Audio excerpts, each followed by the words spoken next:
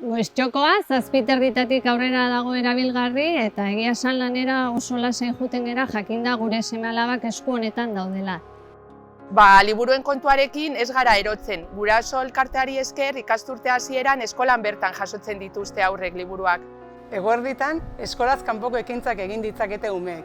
Asko ikasi eta gozatzen dute. Abenduaren 24ean, olentzerorekin kantari ateratzen gara kalez kale. Eta ondoren, hamaiketakoa egiten dugu. Kulturaniztasunaren jai antolatzen dugu. Kulturak desberdinak ezagutzeko eta bizipenak elkarbanatzeko aukera ona da.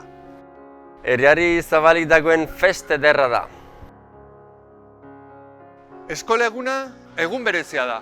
Eskolako komunitate osoa elkartzen gaituen bazkaria antolatzen dugu. Ekintza pilo bat antolatzen dira denok gozatzeko. Eta primeran pasatzen dugu.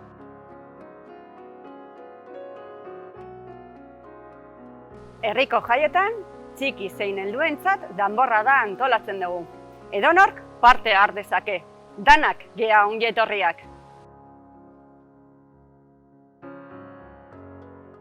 Eta gainera, mendi irteerak, ipuin kontalaria, euskara eta ingelesa bultzatzeko ekintzak eta beste hainbat ekimen ere antolatzen ditugu. Oso elkarte bizia gara eta ikastetxearekin estuki lan egiten dugu gure seme-alaben hezkuntza prozesuan.